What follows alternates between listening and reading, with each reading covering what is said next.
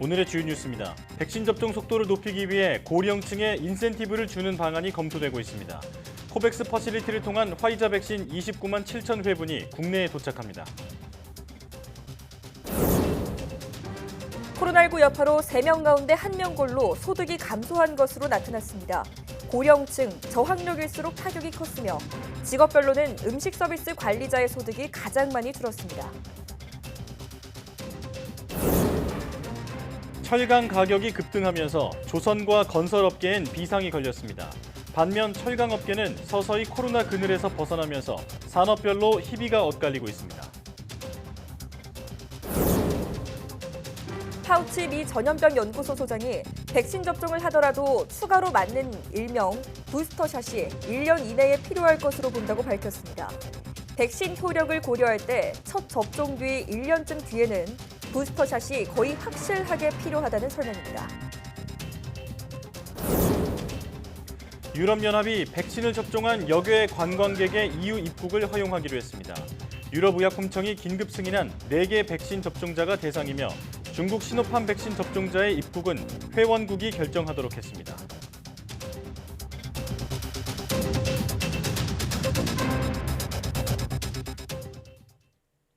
여러분 안녕하십니까? 사이언스 투데이 시작합니다.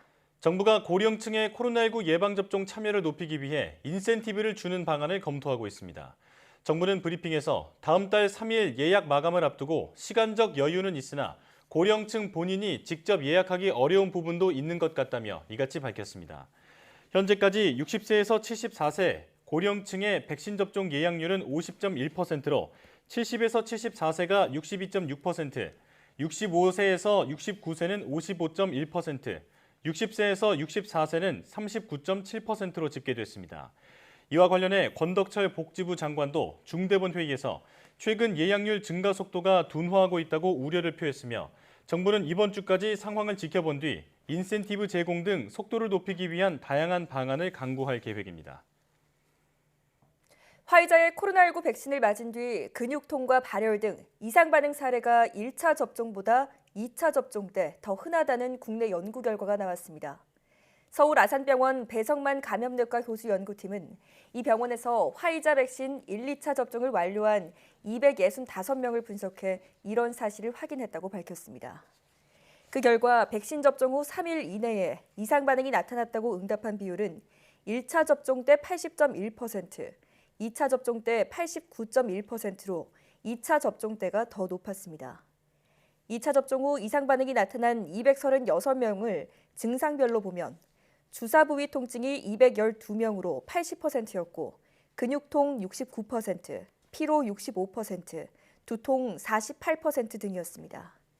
이상 반응은 남성보다 여성에게서 더 흔하게 보고돼 여성 접종자의 95%, 남성은 78%가 접종 후 부작용을 겪었다고 답했습니다.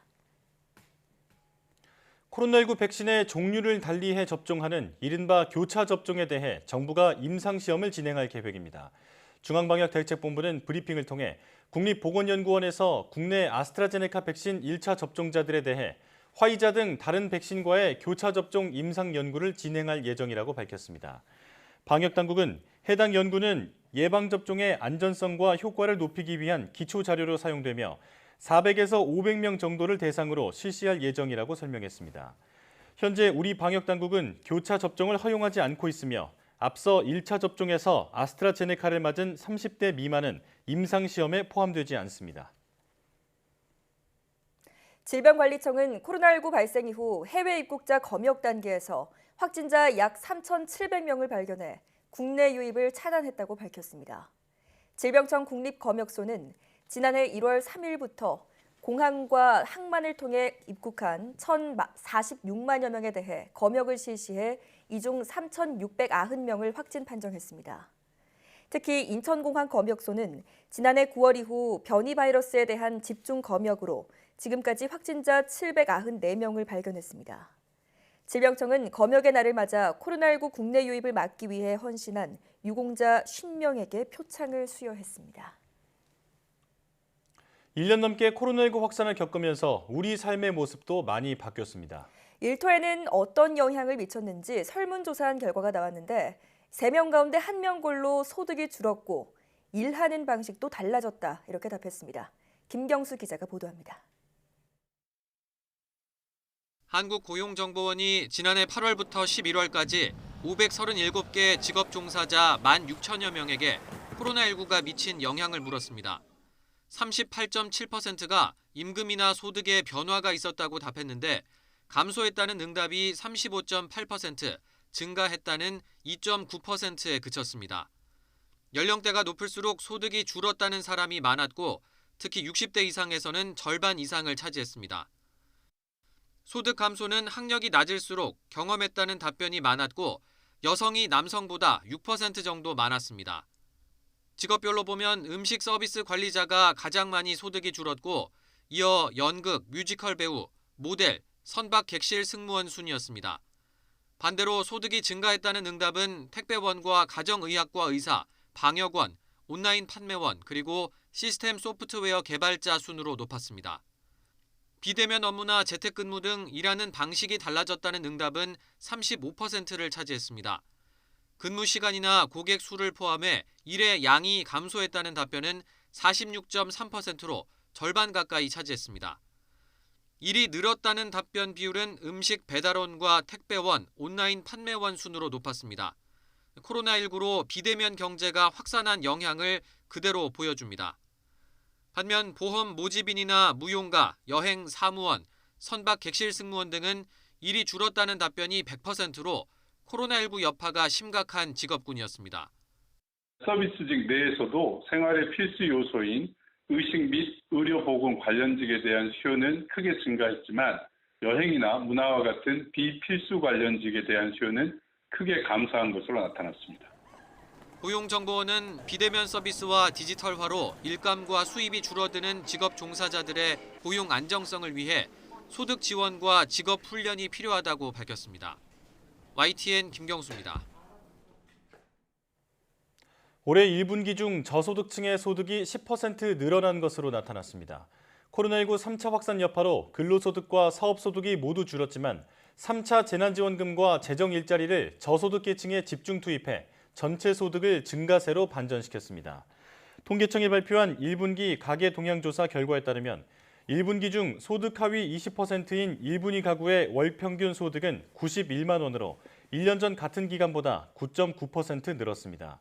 소득의 주요 구성원인 근로소득이 17만 1,000원으로 3.2%, 사업소득이 8만 7천 원으로 1.5% 감소했지만 재난지원금이 포함된 공적 이전 소득은 43만 6천 원으로 23.1% 급증했습니다. 산업 현장에서 두루 쓰이는 철강 가격이 급등하면서 조선과 건설 등 여러 업계에 비상이 걸렸습니다. 반면 철강업계는 서서히 코로나19 그늘이 사라지고 있어 산업별로 희비가 엇갈리고 있습니다. 조용성 기자가 보도합니다. 이달 초 올라온 청와대 국민청원입니다. 철강 가격이 크게 올라 제조업 분야 일을 계속할지 고민된다고 호소합니다. 실제로 철강 가격은 수요가 크게 늘면서 급등했습니다. 지난해 4월 1톤당 24만 원이던 고철과 생철 가격은 1년 만에 80% 넘게 올랐습니다. 경기 회복세 속에 세계 철강 수요가 늘었지만 주요 생산국인 중국이 환경정책 강화로 공급을 늘리지 않는 게 주된 요인으로 꼽힙니다. 게다가 중국이 철광석 60%를 수입하는 호주와 갈등을 겪으면서 사재기 심리까지 가세한 것으로 분석됩니다. 조선업계는 지난 1분기에 컨테이너선과 LPG선의 전 세계 주문량 가운데 절반 넘게 확보했지만 치솟은 철강 가격을 선박값에 바로 반영할 수 없어 울상입니다. 건설업계는 철근 풍기 현상을 겪으며 비상이 걸렸고 한 대에 철강 1톤이 들어가는 완성차 업계도 가격 동향에 촉각을 곤두세우고 있습니다. 특히 철강이 대기업 위주로 우선 공급돼 중소 제조업체의 어려움은 더 큽니다. 반면 철강업계는 가격 상승을 불황 탈출의 계기로 삼고 있습니다. 포스코와 현대제철의 매출액은 코로나 영향이 본격화되기 전인 지난해 1분기보다 각각 10.5%, 5.6% 늘었습니다. 철강 산업에 있어서는 그런 것들이 굉장히 중요한 긍정적인 영향을 미칠 수 있다고 보고 있는데요. 그 반면에 최종 제품 가격에서 큰 비중을 차지하고 있는 조선 산업, 철강 가격 상승에 따른 약간의 부정적인 영향이 있을 것이라고 생각이 됩니다. 중국이 다음 달부터 철강 생산과 수출량을 더 줄이겠다고 예고해 가격 상승세는 당분간 계속될 것으로 보입니다. YTN 조용성입니다. 최근 테슬라의 가상화폐 매각 가능성에 중국 금융당국의 민간 가상화폐 거래 불허 발표 등으로 비트코인을 비롯해 가상화폐가 급락세를 보였습니다. 이런 가운데 가상화폐 거래소를 검증하게 된 국내 시중은행들이 관계자들의 범죄 이력까지 들여다보겠다라고 나선 상황이어서 향후 어떤 영향을 미칠지 주목됩니다. 보도에 이종수 기자입니다. 가상화폐 대장 비트코인이 오전장에서 5천만 원 선을 오르내리며 거래됐습니다. 업비트에서 비트코인은 전날 밤 10시쯤 개당 가격이 4,259만 5천 원까지 하락했습니다. 지난달 14일 기록한 업비트 내 역대 최고가 8,199만 4천 원과 비교하면 반토막이 났습니다. 달러 기준으로도 비트코인은 한때 30% 가까이 가격이 내려앉아 올해 1월 말 이후 가장 낮은 3만 달러 수준까지 떨어졌습니다. 머스크가 띄워온 도지코인도 급락해 거래가 이뤄졌습니다. 비트코인에 이어 시가총액이 두 번째로 큰 이더리움도 폭락해 300만 원 초반대까지 밀려 거래가 이뤄졌습니다. 테슬라의 비트코인 매각 가능성에 중국 당국이 비트코인 등 민간 가상화폐 거래를 허용하지 않는다는 기존 입장을 재확인한 게 악재가 됐습니다. 테슬라 CEO 머스크가 비트코인 계속 보유를 시사했지만 위축된 투자 심리를 돌려놓기에는 역부족이었습니다. 암호화폐라는 어떤 시장이 굉장히 악화되겠다는 시그널을 계속 받고 있는 거죠. 실질적으로. 그러다 보면은 이제 투자자들이 이제 현재 암호화폐 시장에서 이제 빠져나가는 게 굉장히 이제 급격하게 빠져나가고 있는 거니까. 이런 가운데 가상화폐 거래소에 대한 종합 검증 역할을 맡게 된 국내 시중은행들이 실사 과정에서 거래소 임직원 등 관계자의 사기, 횡령 이력 등까지 보기로 했습니다. 이와 함께 부정적 사건 발생 여부 등 가상화폐 거래소의 전반적 평판, 외부 해킹 발생 이력 등 시스템 안정성, 보안 등도 모두 중요한 평가 기준으로 정했습니다. 이에 따라 주요 거래소 가운데 최근 실질적 소유자가 사기 혐의로 기소되고 잦은 매매 입출금 지연과 사고로 물의를 빚고 있는 빗썸이 은행권의 검증을 통과할 수 있을지 주목됩니다. YTN 이종수입니다.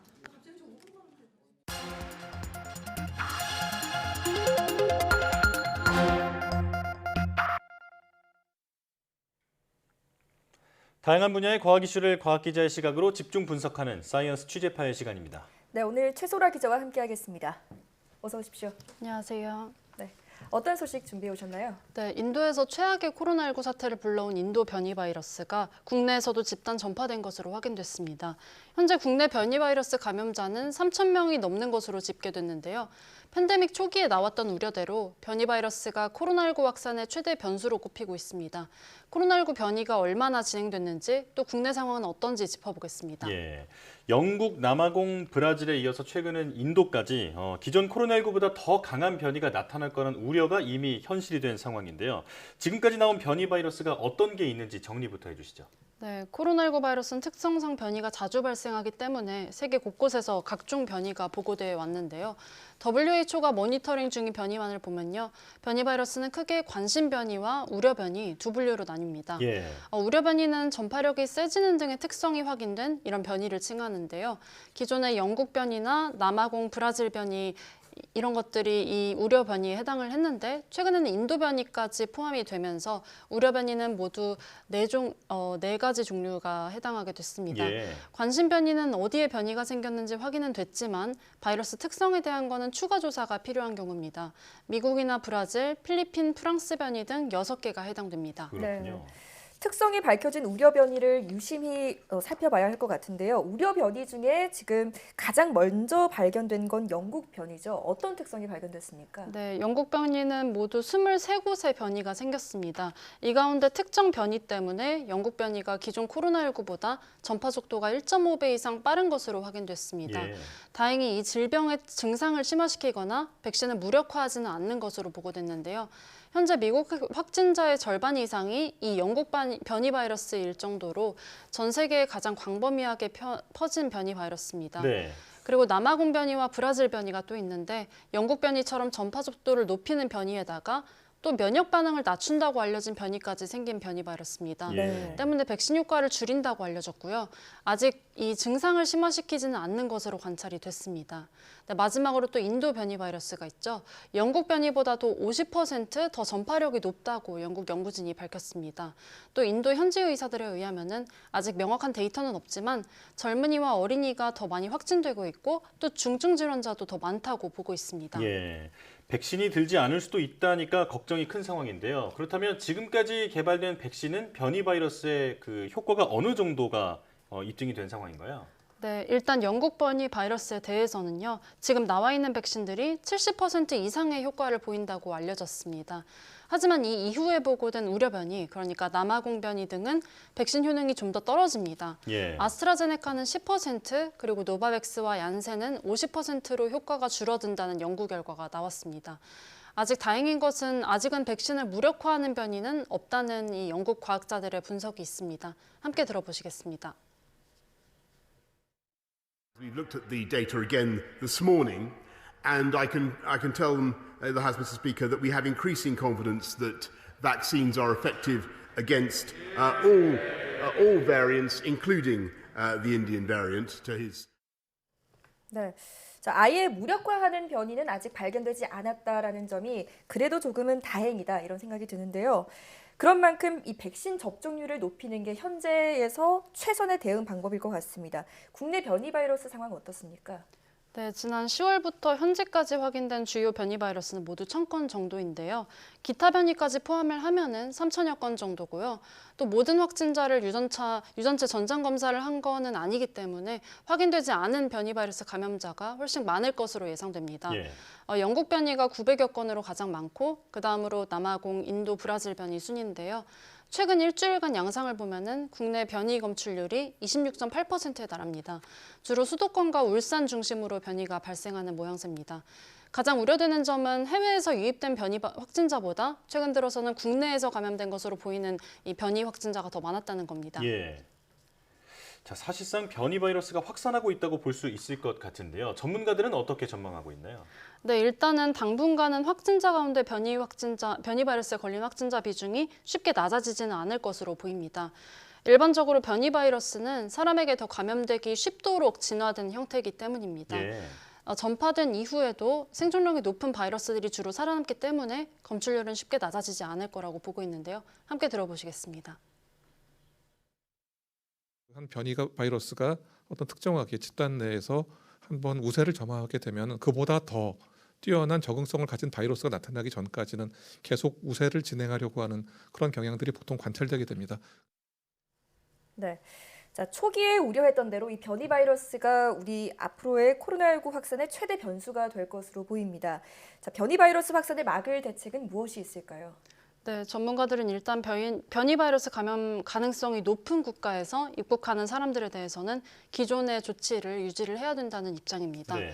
또 변이가 주로 유행하는 나라 입국자가 아니라면은 지금 이 동일한 강한 격리 조치를 하고 있지 못하거든요. 하지만 필요하다면은 격리를 더 철저히 해야 한다는 지적도 나왔습니다. 예. 함께 들어보시겠습니다. 일단 전 해외에서 오는 모든 분들은 변이 바이러스에 의한 감염 위험이 높다는 것을 좀 전제로 해서 우리가 해외 입국자 관리 그리고 자가 격리를 좀 보다 철저히 관리하고 또 이분들이 좀 시설 격리를 좀 스스로 원한다 이럴 때는 좀 많이 편의를 지원해드려서 자가 격리가 아니고 스스로 좀 시설 격리를 택하실 수 있도록 좀 많이 좀 지역사회에 도와드린다든지. 네, 또 국내 발생 이 비중이 더 커진 만큼 입국자 관리만으로는 그쳐서 안 된다 이런 목소리도 높은데요. 다시 말해서 기존의 거리두기라던가 이런 기존 방역 수칙을 더 철저히 지켜야 한다는 겁니다. 예. 다행히 아직까지는 백신을 완전히 무력화하는 변이는 없다고 하니까 더 강한 변이가 나타나기 전에 백신 접종을 서둘러야겠습니다. 지금까지 최소라 기자와 함께했습니다. 고맙습니다. 감사합니다.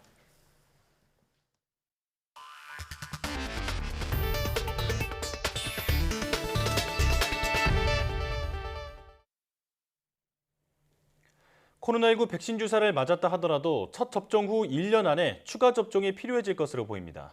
미국의 전염병 최고 권위자가 코로나19 백신 효과는 홍역처럼 평생 지속하지 않기 때문에 부스터샷, 즉 추가 접종이 필요할 것 같다고 밝힌 겁니다. 보도에 최문석 기자입니다.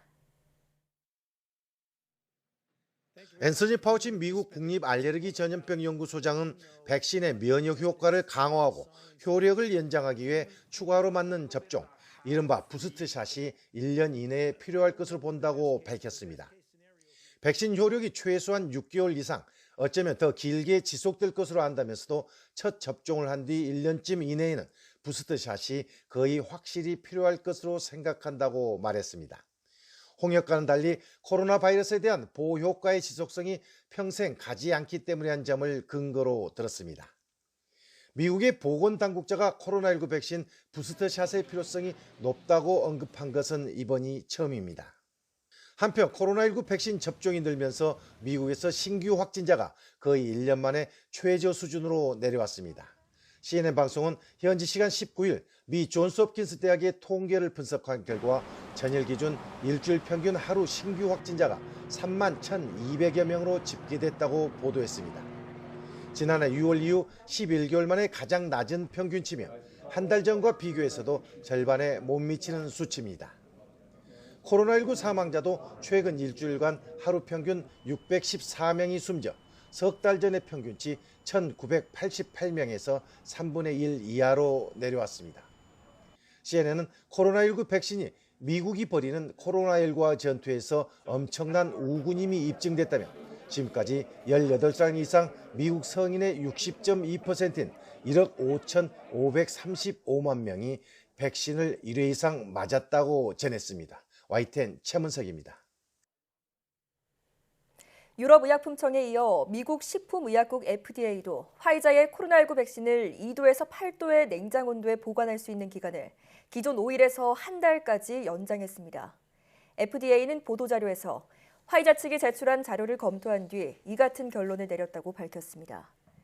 이번 조치는 지역 병원에서 화이자 백신의 유통을 원활하게 함으로써 미국 내 백신 접종이 더 광범위하게 이루어지도록 할 것이라고 FDA는 설명했습니다. 앞서 FDA는 지난 2월 26일 화이자 백신을 일반 냉동고 수준인 영하 25도에서 영하 15도 사이에서 2주까지 보관 배송하는 것을 허용한 바 있습니다. 유럽연합 EU가 여름 휴가철에 앞서 코로나19 백신을 접종한 역외 관광객의 EU 입국을 허용하기로 했습니다. 또 백신 접종과 관계없이 입국이 가능한 화이트리스트 국가를 더 늘리기로 했습니다. 이동헌 기자의 보도입니다. EU 27개 회원국 대사들이 현지 시간 19일 브뤼셀에서 회의를 갖고 여행 규제 완화를 제안한 EU 집행위원회의 권고안을 승인했습니다. 여름 휴가철을 맞아 코로나19 백신을 접종한 EU 밖 관광객들의 EU 입국을 허용하기로 했습니다. The Council will now recommend that member states ease some of the current restrictions, in particular for those vaccinated with a new Everest vaccine. 유럽의약품안전청이 긴급 사용을 승인한 화이자와 모더나, 아스트라제네카와 얀센 백신을 접종하고 충분한 면역력을 가진 관광객이 대상입니다. WHO가 승인한 중국의 시노팜 백신 접종자의 경우는 입국 허용 여부를 회원국이 결정하도록 했습니다. 백신 접종과 관계없이 입국이 허용되는 화이트리스트 국가는 기준을 완화해 더 늘리기로 했습니다. EU는 지난해부터 한국과 호주, 뉴질랜드와 태국 등 7개국 방문객 외에는 꼭 필요한 경우가 아니면 여행을 제한해 왔습니다. EU는 그러나 경우에 따라 회원국이 여행객에게 코로나19 음성 결과를 요구하거나 일부 여행객을 격리하는 것은 허용하기로 했습니다. 특히 변이 바이러스 등으로 코로나 상황이 악화할 우려가 있을 경우 신속히 입국을 제한하는 비상 브레이크 장치를 마련하도록 했습니다. 빈사 상태에 빠진 관광 산업의 활성화를 위한 이번 여행 완화 조치는 EU 회원국들의 공식 승인을 거쳐 이르면 다음 주 시행됩니다. YTN 이동원입니다. 유엔이 아프리카 지역에 더 많은 코로나19 백신 공급을 촉구하고 나섰습니다. 안토니우 구테우스 유엔 사무총장은 안보리 15개 이사국이 참여한 회의에서 지금까지 전 세계에서 접종한 14억 도스의 백신 중 2%에도 못 미치는 2,400만 도스만 아프리카에 할당됐다고 지적했습니다. 회의 후 이사국들은 의장 성명을 통해 모두가 안전하고 효과적이며 적절한 가격의 코로나19 진단과 치료, 약 백신 접종에 공평하게 접근할 수 있어야 한다며 선진국들의 백신 기부를 촉구했습니다.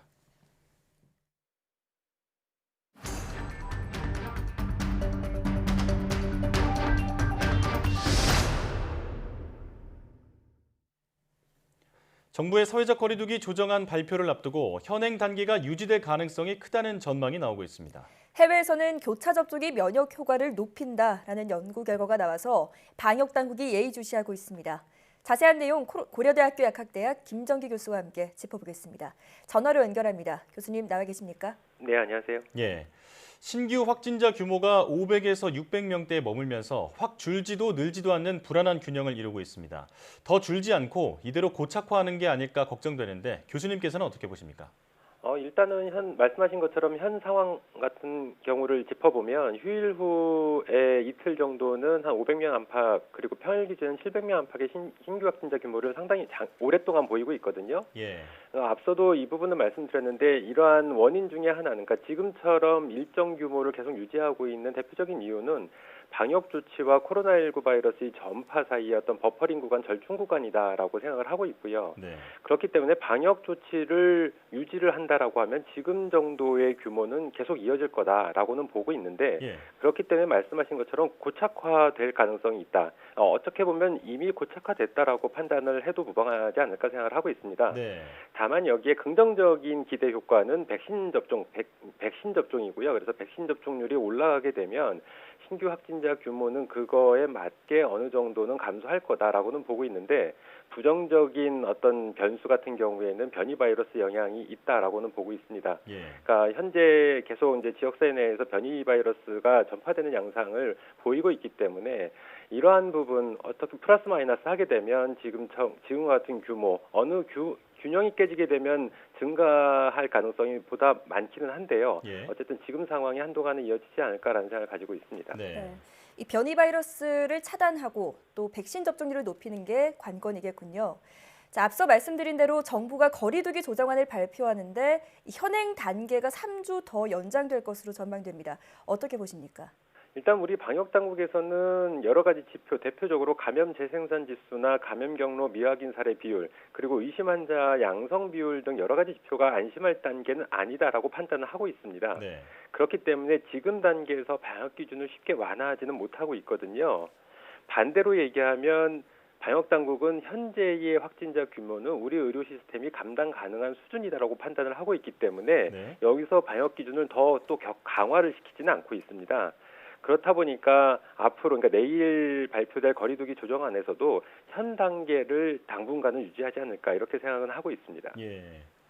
자, 교차 접종이 면역 효과를 높인다는 해외 연구 결과가 나왔습니다. 국내에서도 아스트라제네카 백신 접종자 약 500명을 대상으로 교차 접종 임상 시험이 진행될 예정인데요. 결과를 어떻게 예상하십니까? 글쎄요, 이 부분은 실제로 진행을 해봐야 결과를 예측할 수 있다라고 생각을 하고 있는데 네. 일단은 백신의 종류를 차치하고 같은 타겟을 쓰고 있거든요. 바이러스의 스파이크 단백질을 쓰고 있기 때문에 교차 접종을 한다라고 해서 효과가 올라갈 이유는 하나도 없습니다. 과학적으로. 예. 다만 말씀하신 최근 해외 사례, 그러니까 대표적으로 스페인 사례인데요.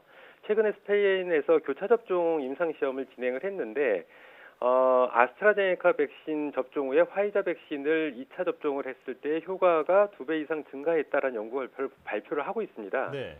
근데 제가 보기에 이 부분은 과학자 입장에서 볼 때 실험 디자인이 잘못됐습니다.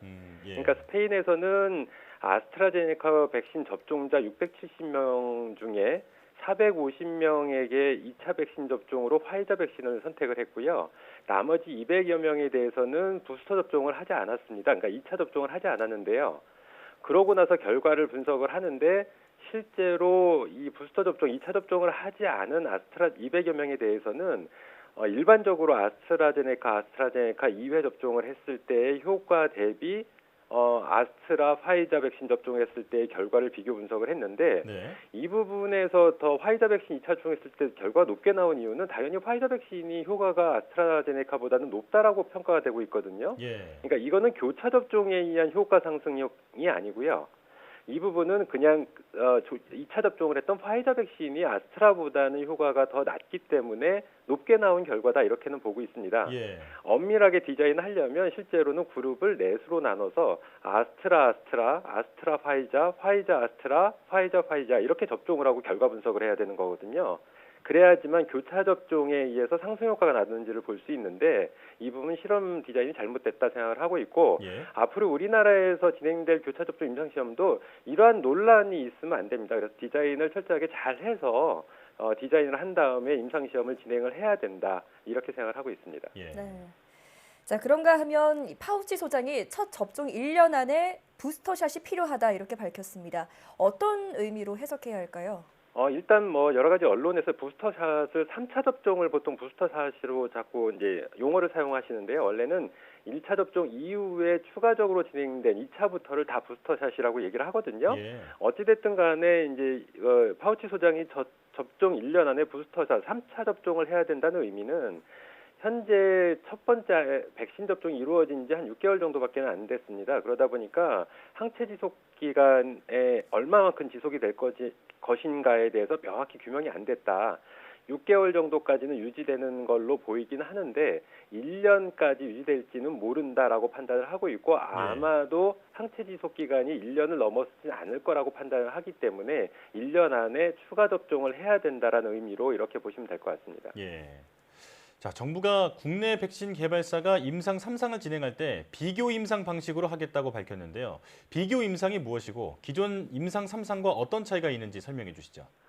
기존의 코로나19 임상시험 같은 경우에는 보통 지표로 보고 있는 게 접종 후의 예방률로 지금 평가를 하고 있거든요.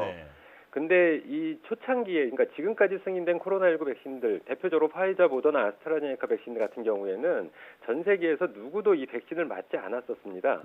그러다 보니까 우리가 어떻게 보면 하얀 도화지 위에 그림을 그리는 것처럼 굉장히 어떻게 보면 임상시험 자체가 쉬웠거든요. 근데 이미 전 세계적으로 백신 접종이 많이 이루어지고 있고 앞으로는 후발주자가 백신의 임상시험을 할 때에는 지금보다 접종자 비율이 훨씬 더 증가할 것이거든요. 그만큼 후발 제약사들이 임상시험을 할 때에는 대상자를 찾기도 힘들고 그 대상자 중에는 항체를 보유하고 있는 사람들도 다수 포함될 수 있기 때문에 면역학적으로는 노이즈가 발생을 할 수밖에 없습니다. 그러니까 하얀 도화지와 뭔가가 그림이 그려져 있는 거에 새로 그림을 그리는 거는 차이가 있습니다. 이러다 보니까 비교 임상시험이라고 해서 면역 대리지표라고 ICP를 사용하는데 이 대리지표 대표적인 게 중화항체가 결합항체가 T세포 지표 이런 것들을 기존에 승인된 백신들의 지표와 상대 비교를 해가지고 어느 정도 인정이 되면 승인을 해주는 이런 방식이 비교 임상시험이다 이렇게 보시면 될 것 같습니다. 기존에 이제 나와 있는 백신과의 비교를 해서 임상을 진행하는 방식이다 이렇게 이해하면 되겠습니다. 자, 변이 바이러스가 갈수록 확산하고 있는 상황에서 일단은 방역 수칙을 잘 지키는 게 최선인 것 같습니다. 지금까지 고려대학교 약학대학 김정기 교수와 함께 코로나19 상황 살펴봤습니다. 교수님 고맙습니다. 네, 감사합니다.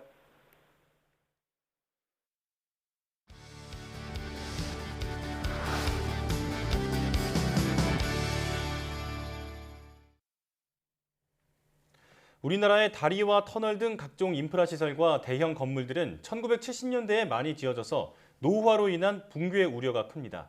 이런 가운데 스마트 센서로 구조물의 안전을 지키는 분이 있는데요. 네, 오늘 과학의 달인에서는 카이스트 건설 및 환경공학과 손훈 교수님과 함께 이와 관련한 이야기 나눠보겠습니다. 어서 오십시오. 안녕하세요. 네, 반갑습니다. 자, 포항 지진 이후에 우리나라도 더는 지진 안전지대가 아닌 것이 확인이 됐죠. 당시의 노후 건물은 물론이고 비교적 최근에 지은 건물까지 많이 손상이 됐는데요. 건물이나 다리 같은 대형 구조물은 어떤 상황에서 무너지게 되나요? 이 구조물의 붕괴 원리는 경제에서의 수요와 공급의 원리와 좀 비슷한 면이 있습니다. 물건의 가격을 보면은 이 수요하고 공급이 균형을 이룰 때 그 가격이 결정되고 유지되지 않습니까?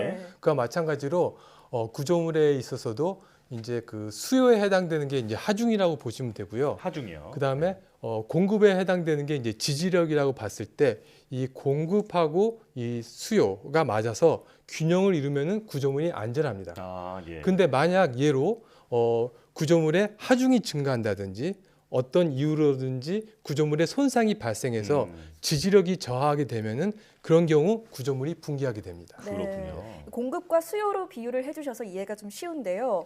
자, 그럼 무너지기 전에 미리 대형 구조물의 이런 안전 상태를 파악하는 게 중요할 것 같습니다. 구조물의 안전 상태를 모니터링하는 방법에는 어떤 게 있을까요? 그래서 이제 구조물의 붕괴를 방지하기 위해서는 아까 말씀드린 것처럼 구조물에 작용하는 이 수요와 공급을 파악하는 게 중요합니다. 네. 그래서 이제 수요에 해당되는 게 이제 하중이라고 말씀드렸잖아요. 네. 그래서 다양한 기술들을 이용해서 이 다양한 하중을 모니터링하는 그런 센서들이 많이 개발되어 있습니다. 예를 들면은 뭐 현수교라든지 그 사장교에 케이블이 있는데 거기에 작용하는 케이블에 작용하는 하중을 모니터링하는 기술이라든지 아니면은 교량을 지나가는 과적 차량의 무게를 재는 기술 등이 이에 해당됩니다. 네. 이제 두 번째는 이제 구조물에 작용하는 이제 공급을 판단을 해야 되는데 공급에 해당되는 게 아까 지지력이라고 말씀드렸잖아요. 네. 이제 이 지지력은 실질적으로 모니터링하는 게 상대적으로 좀 어렵습니다. 네. 예를 들어서 이제 콘크리트 구조물이 있을 때 콘크리트 구조물의 강도를 현장에서 실시간으로 이제 계측하는 거는 굉장히 어렵습니다. 그래서 대신 어떻게 하냐면은 콘크리트에 이제 육안으로 검사를 해서 균열을 잡는다든지 아니면은 일정한 하중이 작용을 할 때 구조물이 얼마나 처지는지를 봐서 간접적으로 구조물의 지지력을 추정하는 그런 기술들이 개발되어 있습니다.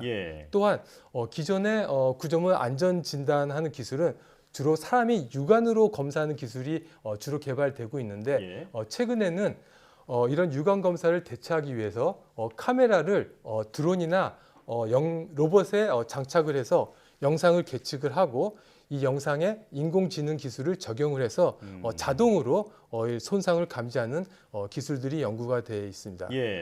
특히 최근에는 다양한 건설이라든지 제조업 현장에서 안전사고가 많이 발생하기 때문에 이러한 드론이라든지 로봇을 이용한 안전진단 기술에 대한 수요가 점차 증가할 것으로 기대가 됩니다. 그렇군요. 사람이 하던 검사를 이제는 로봇이 하고 있다는 건데요. 교수님께서는 더 나아가서 하나의 센서로 구조물의 6가지 방향 변위를 동시에 계측할 수 있는 시스템을 개발하셨다고 들었습니다. 자세히 설명해 주시죠. 일단 뭐 저희 같은 경우 몸이 아플 때 제일 먼저 하는 것 중에 하나가 이제 체온을 재잖아요. 그렇죠. 그거랑 비슷하게 구조물의 안전성을 1차적으로 신속하게 판단할 수 있는 가장 쉬운 방법 중에 하나가 구조물의 이제 변위를 계측하는 겁니다. 그래서 저희는 구조물에 계측하는 변위 기술들을 사람들이 많이 개발을 하고 있는데 상용 제품을 보면은 크게 가속도라는 센서를 이용해서 이렇게 빨리 움직이는 변위를 계측하는 기술이 있고요. 또 하나는 이제 GPS라는 것을 이용해서 이렇게 좀 천천히 움직이는 변위를 계측하는 기술이 있습니다. 저희는 이러한 GPS와 가속도를 하나의 센서로 융합을 해서 이렇게 빨리 움직이는 변위와 좀 천천히 움직이는 변위를 동시에 굉장히 정확하게 계측하는 기술을 개발을 하였습니다. 그리고 또 저희 센서는 이와 같이 이제 X, Y, Z 세 방향의 변위와 또 이 각 축의 회전 변위까지 동시에 계측할 수 있고요. 변위 이외에도 속도 및 가속도까지 계측할 수 있도록 기술을 개발하였습니다. 그래서 최근에는 이러한 GPS 대신에 영상 카메라 또는 라이다와 가속도계를 접목을 해서 변이를 추정하는 그런 기술을 추가적으로 연구하고 있습니다. 그렇군요. 네. 자, 방금 말씀하셨던 연구가 실제 제품으로 나와서 현재 현장에서 이미 적용 중이잖아요. 현장에서 좀 적용을 해봤더니 어떤 결과가 있었나요? 일단 저희가 개발한 센서 같은 경우는 국내 중견기업에 기술 이전이 돼서 지금 상품이 제품으로 출시가 돼 있고 다양한 현장에 지금 사용되고 있습니다. 예로 영종대교 및 인천대교 변이 계측에 사용되고 있으며 이외에 일산에 있는 고층 건물 안전성 모니터링 및 강원도 산지 비탈면 산사태 모니터링 등에 사용되고 있습니다. 물론 앞으로 개선의 여지는 많이 있지만 나름대로 현재까지 굉장히 만족스러운 변이 계측 결과를 획득하였습니다.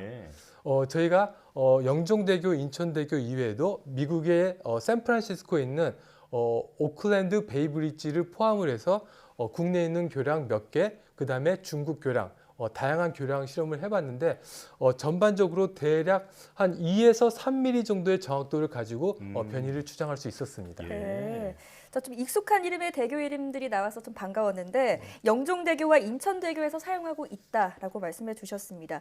개발한 기술들이 구체적으로 어떻게 좀 활용되고 있나요? 네, 일단 영종대교를 예를 들어서 말씀을 드릴게요. 영종대교 같은 경우는 최대 1초에 한 100번 정도까지 변이를 계측할 수 있고요. 네. 이 계측된 신호는 24시간 동안 지속적으로 실시간으로 이 영종대교를 유지 관리하는 신공항 하이웨이라는 데가 있거든요. 예. 거기 관제소로 실시간으로 전달이 됩니다.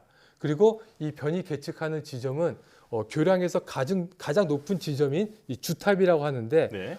그 부분을 포함을 해서 한 대개 한 6개 정도 지점에서 계측이 되고 이 실시간 데이터가 아까 말씀드린 것처럼 신공항 하이웨이 관제실로 전송됩니다. 예. 그러면은 이 과거 변이 이력과 현재 계측된 변이를 비교해서 차이가 기준치 이상을 초과하는 경우는 실시간으로 경보를 보내는 방식으로 운영을 하고 있습니다. 예. 근데 사실 교량의 경우는 교통량에 따른 변화보다는 일교차 또는 계절별 온도차에 따른 온도 변화가 더 큽니다. 그래요? 예. 그래서 사실 영종대교와 같은 대량 교량 같은 경우는 변이 이외에도 온도라든지 100여 개 이상의 다양한 센서가 설치돼서 예. 이러한 데이터를 종합적으로 분석을 해서 모니터링을 하게 되게 있습니다. 그래서 혹시 다음에 진행하시는 분들도 네. 이제 코로나가 끝나서 해외 여행을 하게 돼서 영종대교나 이제 인천대교를 건너시게 되면은 네.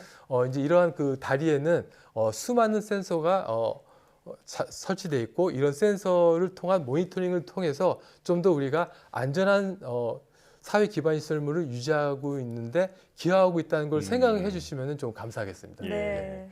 뭔가 지나갈 때 가장 믿을 수 있는 다리다 뭐 이런 생각이 들 것 같습니다. 예, 예. 네. 자, 열화상 카메라를 이용해서 구조물의 안전성을 모니터링하는 기술도 개발하셨다고 들었습니다. 이것도 설명해 주시죠. 예. 사실 이제 아까 말씀드린 것 같이 기존 구조물 안전 진단 기술은 주로 유감 검사 또는 영상 계측을 통해서 이루어지고 있습니다. 예. 그래서 대부분 눈에 보이는 표면 결함만을 검출할 수가 있고 눈에 보이지 않는 내부 결함은 검출하기가 굉장히 어렵습니다. 예. 그래서 저는 지난 몇 년간 표면 결함만이 아닌 눈에 보이지 않는 내부 결함을 검출할 수 있는 기술 개발 연구에 관심을 갖고 진행해 왔습니다. 네. 그중 하나가 열화상 기술입니다. 열화상 카메라는 최근 코로나 발생으로 많은 장소에서 체온을 측정하는 데 사용하고 있기 때문에 여러분이 다 잘 알고 계실 거라고 생각을 합니다. 네. 그래서 저희는 이러한 열화상 카메라와 레이저를 접목을 해서 아까 말씀드린 것처럼 강 구조물 표면이나 내부 결함을 검사하고 또 강 구조물에 페인트를 칠했을 때 눈에 보이지 않는 도막 두께를 정량화하고 시각화하는 기술을 개발을 하였습니다. 예. 예를 들어서 이 강 구조물 표면에 이제 도막이 이제 페인트가 도포됐다고 했을 때 열을 이렇게 살짝 가하면서 스캐닝을 할 때 예. 이 열 반응 특성이 변하게 되는데 그 열 반응 특성을 열화상 카메라로 계측을 해서 저희가 도막 두께를 정량화하고 시각화할 수 있습니다. 그렇군요. 네. 그럼 제가 여기서 이제 진행자분한테 한번 여쭤볼게요. 아, 예. 이와 같이 이렇게 도막 두께에 레이저를 이렇게 도막 위에 레이저 이렇게 살짝 이렇게 열을 가했을 때 도막이 두꺼울 때 빨리 식을까요? 아니면 도막이 얇을 때 빨리 식을까요? 아무래도 좀 얇을 때가 더 빨리 식지 않을까 이런 생각이 드는데. 예, 예. 저는 이런 경우는 보통 이 당연한 듯한 대답을 피하는 게 정답일 때가 많더라고요.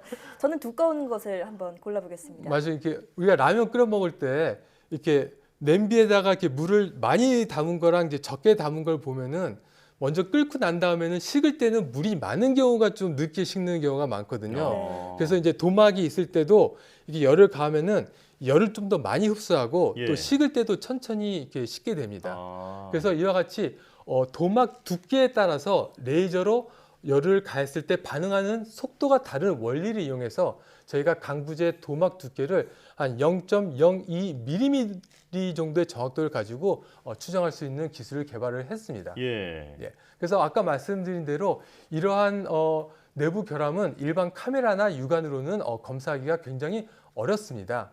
그래서 특히 저희 기술은 페인트가 다 마른 상태에서만이 아니라 부재에 페인트를 칠하고 있는 상태에서도 저희가 도막 두께를 측정할 수 있기 때문에 예. 실제 페인트 시공 중에도 활용이 가능할 수 있습니다.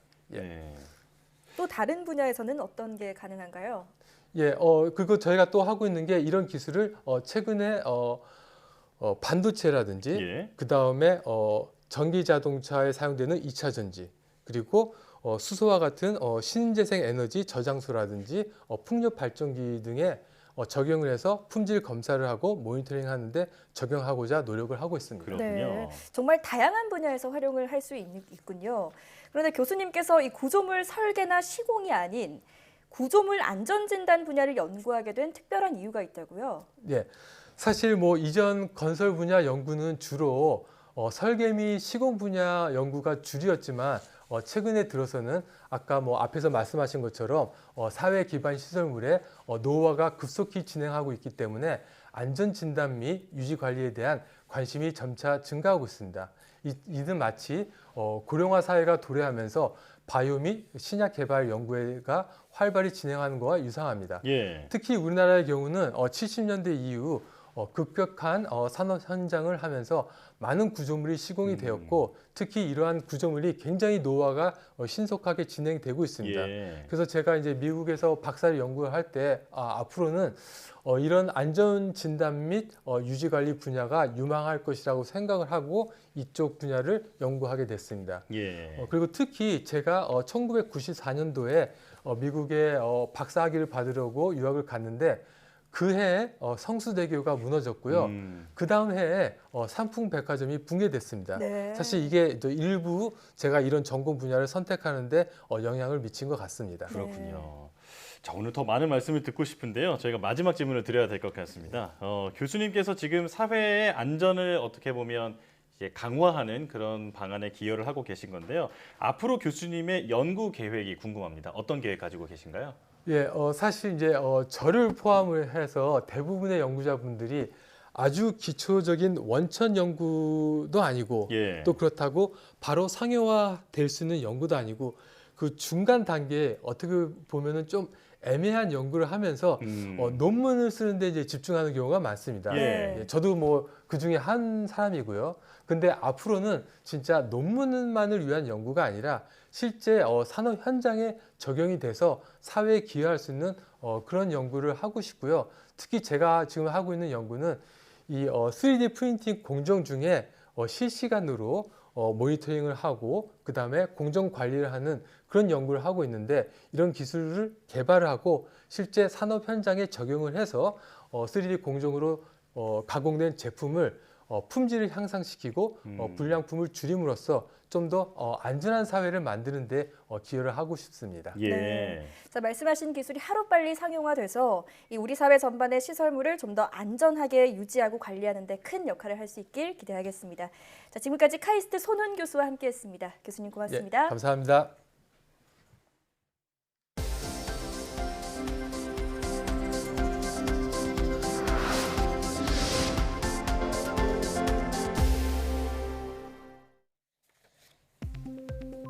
암세포가 세포 복제 과정에서 생기는 스트레스에 영향을 받지 않고 빠르게 증식하는 원리가 밝혀졌습니다. 울산과학기술원 연구팀은 세포 분열 중 발생하는 DNA 복제 스트레스를 없애는 새 단백질을 찾아내고 암세포의 복제 스트레스까지 해소해 성장을 유도한다는 점을 확인했다고 밝혔습니다. 암세포는 정상세포보다 세포 복제 과정에서 발생하는 오류로 복제 스트레스를 더 많이 받지만 성장이 멈추지 않는 이유는 그동안 알려지지 않았습니다. 국내 연구진이 오염된 땅을 정화할 때 산화제 농도를 조절하면 토양 미생물의 자정 능력을 보호할 수 있다는 사실을 찾아냈습니다. 키스트 조경진 박사팀은 오염된 땅에 산화제를 넣어 정화하는 원위치 산화 기술에 산화제 투입량을 적절히 조절하면 토양 미생물의 자정 능력이 보호된다는 사실을 확인했다고 밝혔습니다. 연구팀은 산화제를 넣지 않은 땅은 60%의 오염물이 제거됐지만 고농도 과항산염을 넣은 땅에서는 20%만 제거됐다며 산화제 농도에 따라 토양의 자정 능력 회복이 달라진다고 설명했습니다.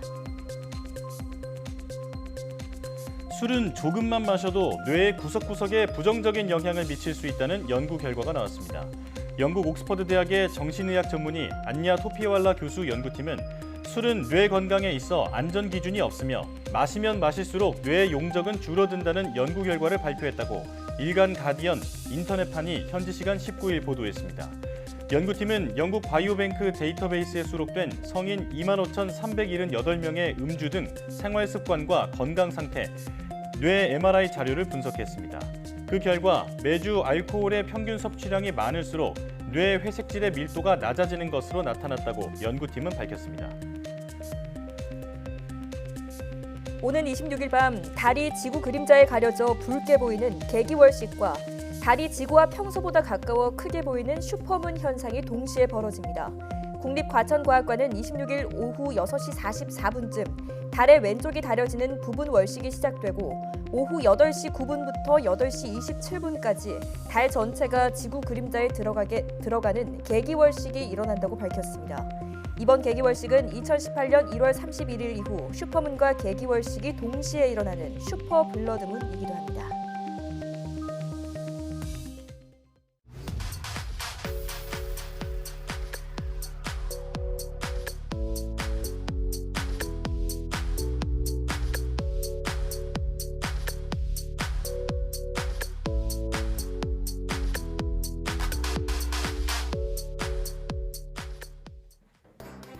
노후된 건물은 언제든지 붕괴할 수 있어 사고가 일어나기 전 구조물의 상태를 정확하게 파악하는 것이 중요합니다. 최근에는 다양한 기술을 융합한 스마트 센서로 구조물의 안전을 보다 정확하고 경제적으로 진단할 수 있게 되는데요. 인공지능 기술을 통해 자동으로 구조물의 균열과 손상을 파악하기 때문에 다양한 건설 제조업 현장에서 안전사고를 예방할 수 있을 것으로 기대됩니다. 사이언스 투데이 마칩니다. 함께해 주신 여러분 고맙습니다.